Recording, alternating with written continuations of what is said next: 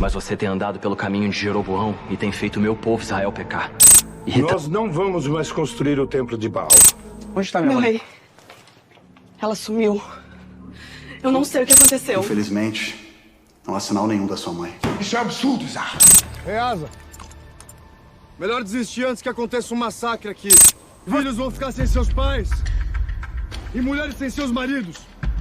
Então é melhor ir embora e cuidar do seu povo.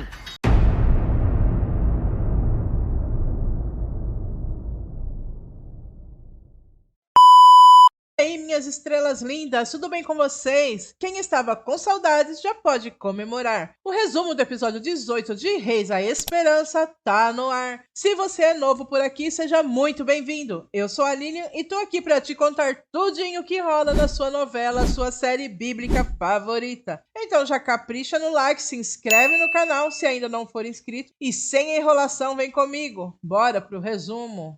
Porque Baasa, rei de Israel, subiu contra Judá. 1 Reis 15:17a.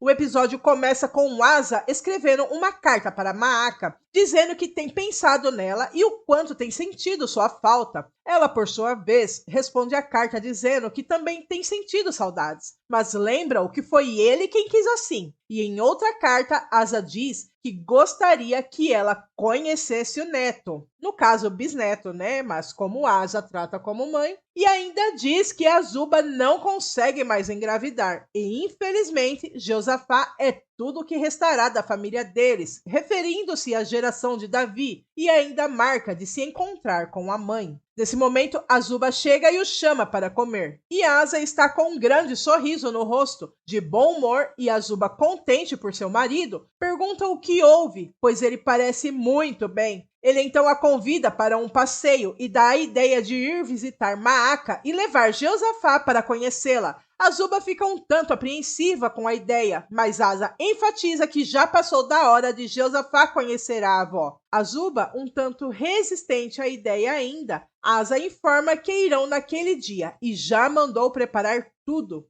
No Reino do Norte, Baasa está em reunião com seus capitães. Ali Baasa pergunta a Larsa se já fecharam o buraco, que tem uma resposta positiva, e o servo pede desculpas por ter cavado o buraco no dia que foi para Dan. Aqui Baasa se refere ao buraco que ele caiu quando Jeú foi falar com ele. Quando Larsa vai explicar por que abriu o buraco, Baasa interrompe e não é falado por que ele abriu o buraco. Baasa volta ao assunto da reunião. Os trabalhadores em Dan iriam receber conforme eles trabalhassem, mas as obras ainda não começaram. E Zinri comenta sobre a demora do início das obras. Nesse momento, Baasa se lembra da profecia dada a ele por Jeú e informa que o templo não será mais construído. As obras estão canceladas. Quando, sem entenderem, perguntam a Baasa o porquê, o rei, sem paciência, diz que é porque ele é o rei e ele decide o que ele quiser. Onri então pergunta sobre todas as madeiras e pedras, já que o templo não será mais erguido. Baasa dá a ordem que levem para Ramá, e Tibni diz que a cidade ainda pertence a Benjamim de Judá. E Baasa diz que é claro que irão invadir a cidade primeiro. Na cena seguinte, Asa está preparado junto com a família para visitar Maaca. Azuba não demonstra nenhum contentamento, enquanto o marido sorri largamente e seguem então para Hebrom. No caminho, eles passam pela hospedaria e Asa pede que parem a liteira e entra no local. Davina, ainda debilitada, juntamente com Baraquias, recebem o rei. Asa pergunta como ela está e ela está indo, na medida do possível. Asa diz que se lembrou que nunca deu a resposta sobre a ajuda com a hospedaria, mas percebe que eles têm ido bem. Baraquias, agradecido a Deus, diz que mesmo sem ajuda, Deus tem providenciado o que precisam e cuidado deles. E Davina, com a voz fraca, comenta que Deus não os desamparou. Azuba levanta-se e dá um abraço em Davina. Pergunta se está mesmo bem. E Asa aproveita e diz que se houver alguma coisa que ainda possam fazer, nesse momento Baraquias o interrompe e pede que não se preocupe, pois Deus tem honrado a fidelidade deles. Asa então se despede para seguir seu caminho. E quando o rei sai, Késia se pergunta o que foi aquilo. E Baraquias responde: peso na consciência. Na cena seguinte, Baasa pensa na profecia de Jeú. Por isso, exterminarei Baasa e seus descendentes. E nesse momento, Elá passa por ele. Baasa pergunta onde ele vai. Quando ele responde que é para o pavilhão, Baasa pede que ele espere. E Elá, acreditando que receberá mais uma das repreensões do pai, diz que não está com cabeça para brigar. Baasa, na verdade, não quer brigar. O chama para conversar. Ali Baasa pergunta como ele está. Como está com a família, e Elá estranha essa repentina preocupação com eles. Pergunta se ele está bem, porém, quando Baasa pergunta se ele parou de beber, Elá ergue um escudo invisível. E quando ameaça sair, Baasa pergunta qual o problema. E Elá diz que o problema é que ele é um idiota, pois pensou que por um breve momento acreditou que o pai estava realmente preocupado com ele. Mas tudo que ele pensa é no reino. E olhando com desprezo para o pai, diz que ele de novo está preocupado, pois não arranjou um sucessor para colocar em seu lugar. Baasa até tenta explicar que não é isso, mas Elá pede que o deixe. E é isso, gente. Baasa, depois da visita de Jeú, começou a repensar sua vida, começou a querer dar atenção à família. Baasa, ele tá tentando recuperar tudo que perdeu dentro da sua própria família devido à ganância por poder. E ele tá vendo agora que tudo que ele conquistou e construiu já não vale de mais nada. Mas, infelizmente, a confiança não se constrói assim. Para Baasa, nós já sabemos que é tarde demais. Em Hebron, Asa chega para visitar sua mãe, porém ele encontra a casa vazia e arrumada. Ela não está ali. Desesperado chama por ela, mas Maaca sumiu. Sua serva chega pedindo desculpas ao rei. Maaca estava feliz que iria ver o rei, até pediu a ela que fosse buscar um novo vestido para recebê-lo. Porém, quando ela voltou, Maaca já não estava mais ali. Asa, desesperado, pede a Isá que procure por todos os lados e províncias. Na cena seguinte, temos Siloé, que está cuidando de seus afazeres e se surpreende com Onri chegando cedo. Ela até o recebe com um sorriso, mas Onri a ignora. Ela, por sua vez, pergunta até quando ele vai tratá-la assim. Quantas vezes terá que pedir desculpas pelo que fez? Ele devolve a pergunta, querendo saber o que ela quer dele. Ela não sabe, quer que ele faça alguma coisa, brigue com ela, mas não a deixe sem saber o que está passando em seu coração. Ele se aproxima dela, diz que não esperava que ela fizesse o que fez. Está acostumado com feridas de batalha, mas o que ela fez foi o que mais doeu. Ela diz o quanto doeu nela também. Porém, ela não pode mudar o que já fez. Ele reconhece para ela que também errou, escondendo coisas dela. Porém, ela precisa entender suas escolhas. Ela, com o coração apertado, diz que entende, mas não concorda. Ela irá continuar a orar a Deus para mostrar a ele o caminho correto, pois ela o ama. Ele olha para ela com ternura e diz que a ama também. E ali eles se reconciliam. Meses depois, em Jerusalém, Asa recebe a notícia de que ainda não encontraram sua mãe. Reviraram todos os lugares, mas Maaca simplesmente desapareceu. Asa fica nervoso, não acredita ser possível uma senhora frágil, sozinha, ter desaparecido assim. Ele manda que não desistam, ofereçam recompensas, mas eles têm que encontrar a sua mãe. Quando ele pergunta se tem mais algum assunto a tratar, Pazé fala que tem que falar sobre o que conversaram há um tempo atrás. A necessidade de fazer alianças e também conseguir mais herdeiros. Asa, sem paciência, pergunta a ele quantas vezes terá que dizer não. Eles estão proibidos de falar sobre isso, e todos ali se calam diante do rei. Nesse momento, Arum chega com más notícias. Israel invadiu Ramá, e Asa para em estado de alerta. Na cena seguinte, sabe-se lá o porquê, Zinri se aproxima de Onri e com ar soberbo e autoritário, pergunta o que está acontecendo ali. Onri, sem entender nada, pergunta o que ele está falando. E Zinri pergunta o porquê ele está reunindo ali os soldados, sem o conhecimento de ninguém. Onri o chama para um canto e pergunta qual o problema dele. Zinri começa a o acusar de querer fazer com que os soldados fiquem ao lado dele, para na hora certa causar uma rebelião contra o rei.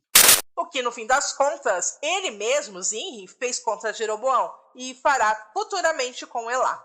Quando Onri não dá bola para o que ele fala, Zinri o ameaça. Tem certeza que é isso que você quer? Que tal a gente mostrar pra eles que você não é tudo isso aí que eles pensam?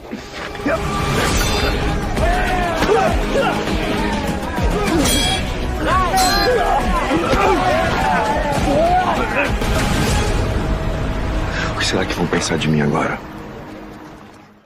No palácio em Jerusalém, os administradores discutem sobre o que fazer, pois Baasa não podia ter feito o que fez, e não podem ficar de braços cruzados. Quando Isá diz que irá preparar o exército para tirar Israel de Ramá, Efrata lembra que Asa não quer ir contra eles, pois são irmãos, e no meio da fala de Efrata, Asa se levanta e diz que isso foi antes, tem coisas que eles não podem tolerar. Eles tentaram a base do respeito e da boa vontade, mas eles não querem cooperar, e manda então que Isá prepare tudo, pois há 2 luas irão contra Israel em Ramá.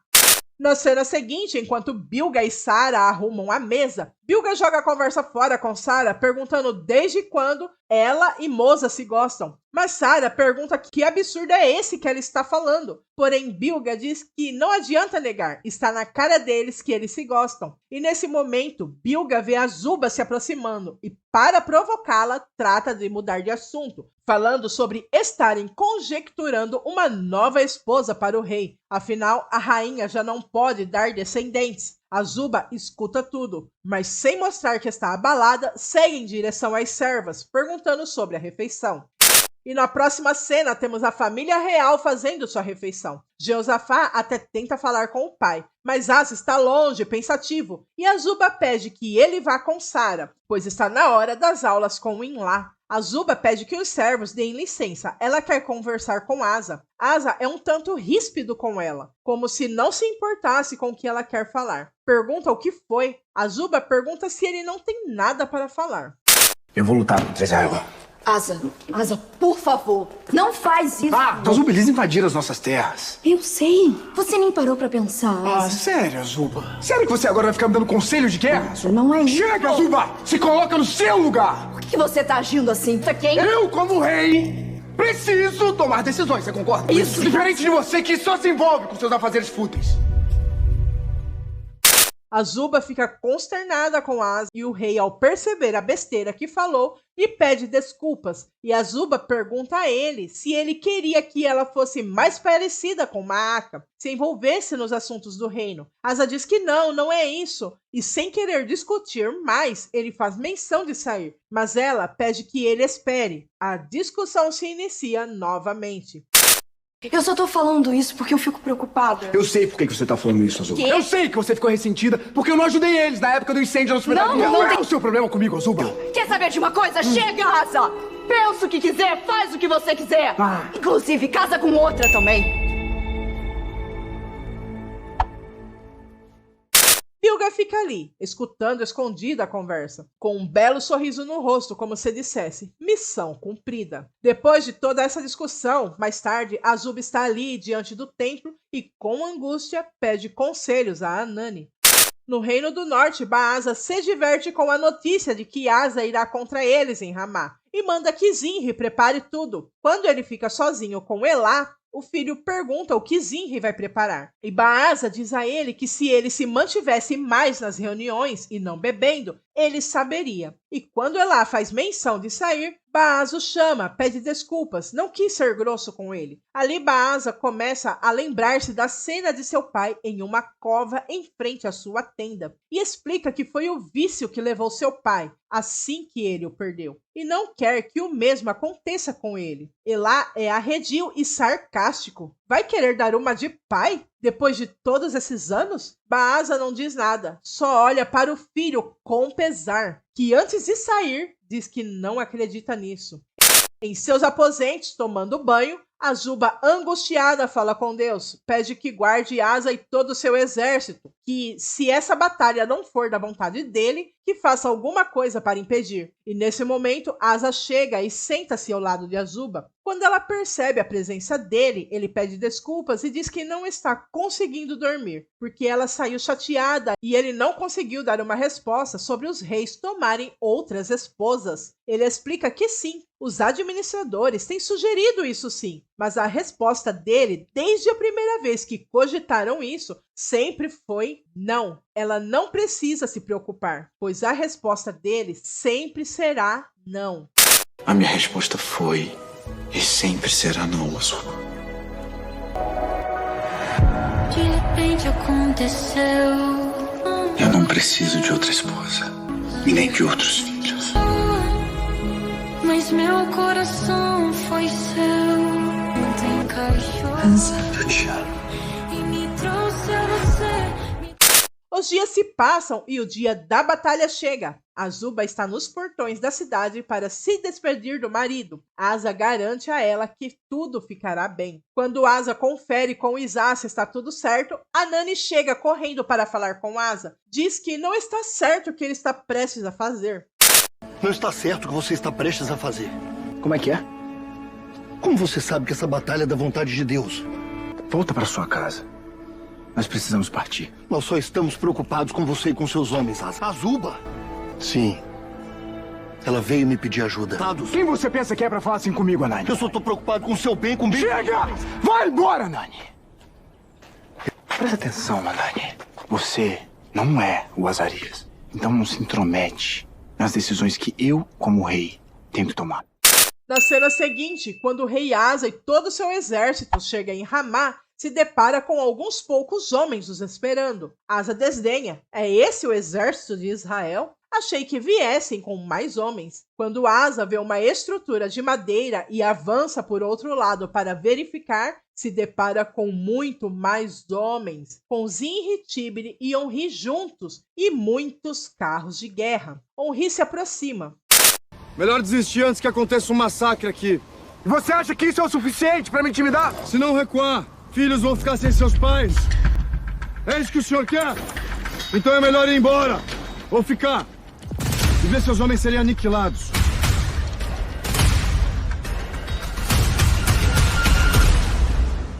E Asa, diante dessa bifurcação, o que escolherá? Saberemos no próximo episódio. E você que ficou até aqui, meu muito obrigada por assistir. Se gostou, deixe seu like, comente, compartilhe para que mais pessoas possam conhecer nosso trabalho. E toda honra, toda glória e todo louvor sejam dados ao nosso Deus, Rei dos Reis e Senhor dos Senhores. E eu vou ficando por aqui. Até a próxima. Tchau.